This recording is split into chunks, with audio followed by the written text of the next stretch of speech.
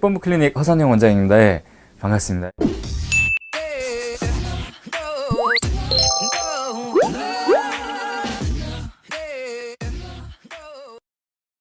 안녕하세요. 예, 리필가이입니다. 리필가이, 오늘도 여러분들께서 궁금해하시는 부분들 설명드리고자 이렇게 카메라 앞에 섰습니다. 예, 오늘 설명드리려고 하는 내용은 화장을 지우듯 필러를 지운다입니다. 예, 사실 그 많은 여성분들이 화장을 많이 하십니다. 사실은 오늘 이제 화장을 지우듯 필러를 지운다라는 내용의 실질적인 시술 영상은 후속편으로 만들어 드릴 거고요.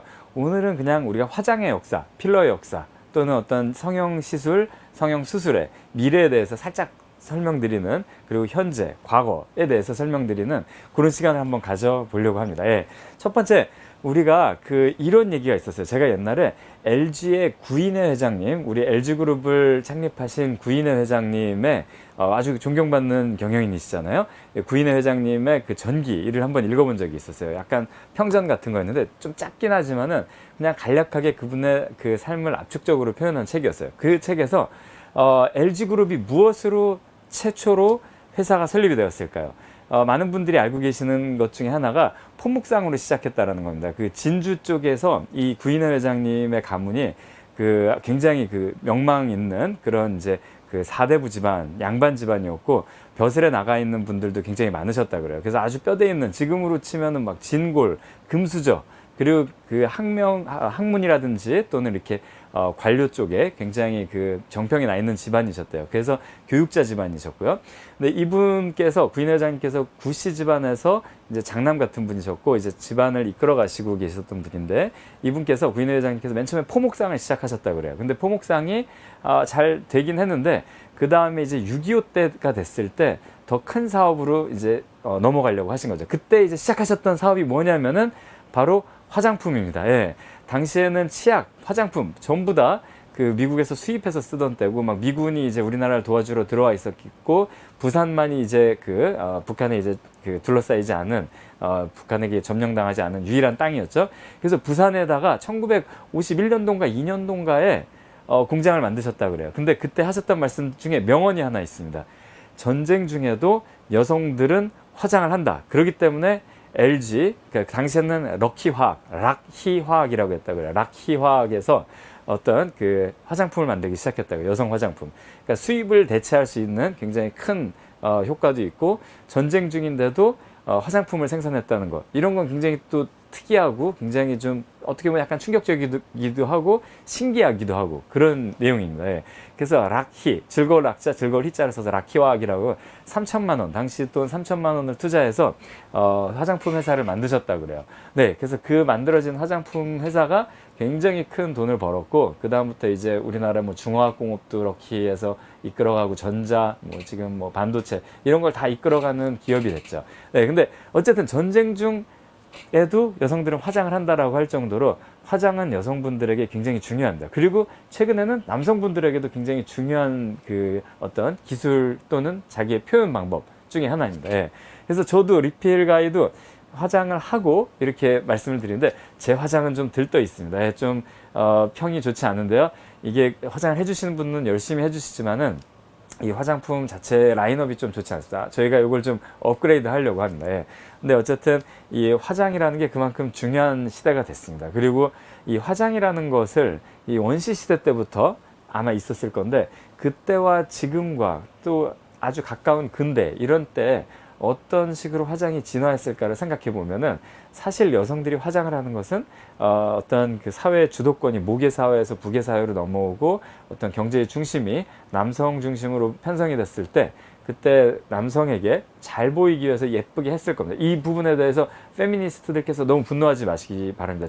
이건 제 생각이 아니라 이런 설이 있습니다. 예, 근데 저는 절대로 그렇게 생각하지 않고, 저는 지금 이후에 드리는 말씀에 대해서 더 어떻게 보면은 동의를 하고 있는 건데요. 어떤 거냐면은, 이제 그 다음에 이제 여성은 남성에게 잘 보이기 위해서 예쁘게 화장을 했고, 남성들도 물론 화장을 많이 했습니다. 여성에게 잘 보이기 위해서.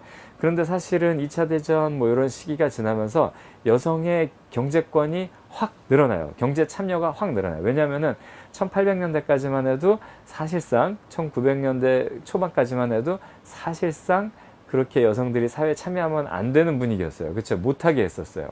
그렇지만 이제 2차 대전이 생기면서 남성들이 다 전쟁터에 가서 막 대량으로 포탄과 뭐 폭격 뭐 이런 거에 의해서 죽게 되니까 엄청난 사상자가 발생하고, 그 사상자들 때문에 공업 생산이 안 되는, 그래서 전쟁 물자를 생산하지 못하니까 이제 여성분들이 이제 조선소에서 막 일하고, 뭐 2차 세계대전 때 포스터 같은 거 보면 그 팔뚝이 이렇게 두꺼운 여성이 이렇게 하고서는 막 조선소에서 용접공으로 일하는 그런 포스터도 있고 그렇습니다. 그만큼 2차 대전 때 많은 변화가 생기는데 여성들이 직접 경제활동에 참여할 수 있는 기회가 열립니다.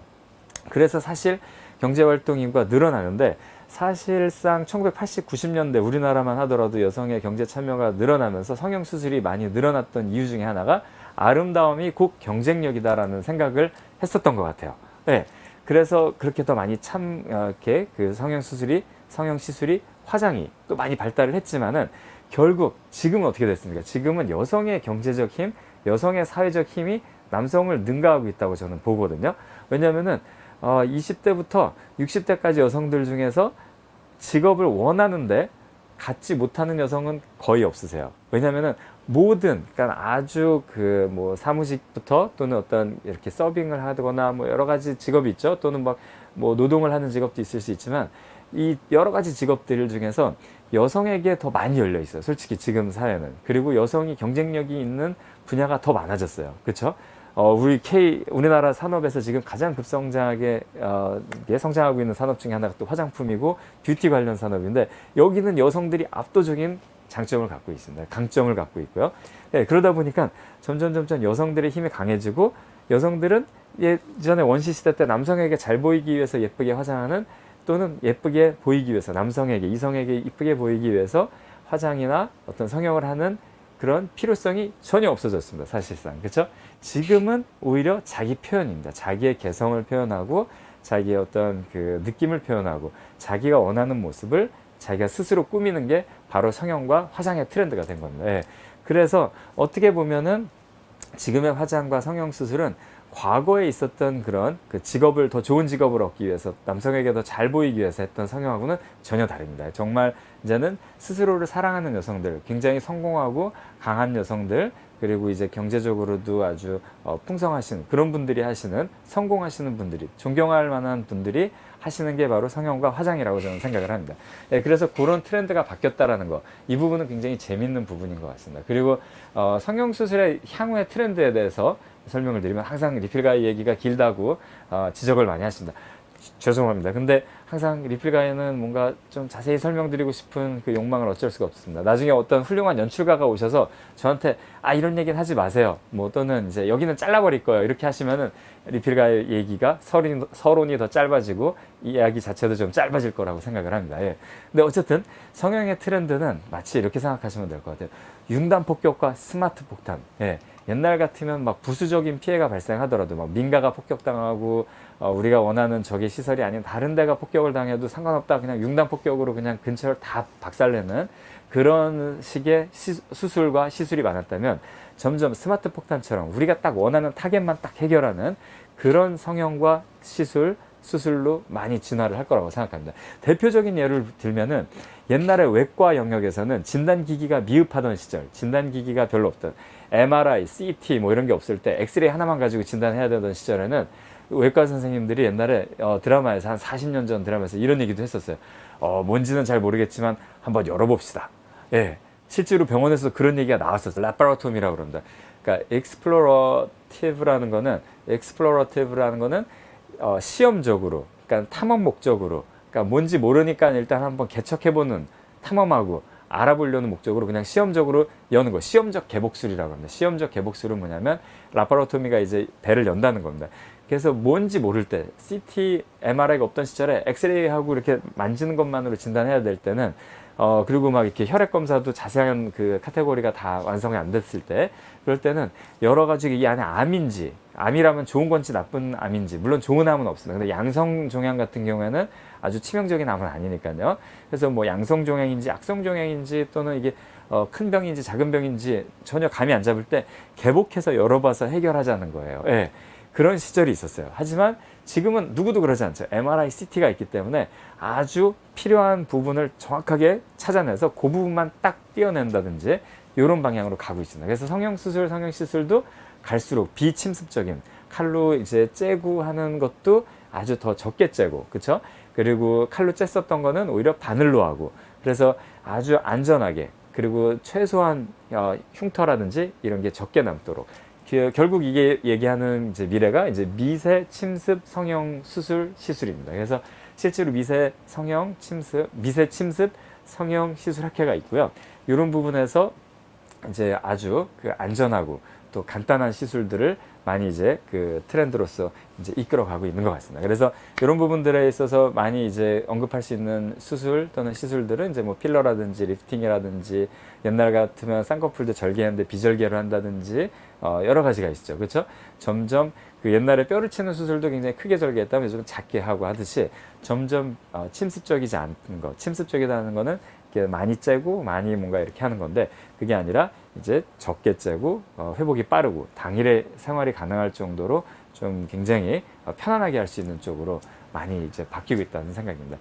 그래서 오늘은 너무 얘기가 길어지고 산만했었을 것 같습니다. 죄송합니다. 근데 어쨌든 화장을 지우듯 필러를 지우자라는, 그래서 다음 편에는 필러를 시술하고 필러를 지우고 그 다음에 필러를 지운 다음에 다시 화장을 하듯이 필러를 살짝 넣는 이제 영상을 올릴 건데요.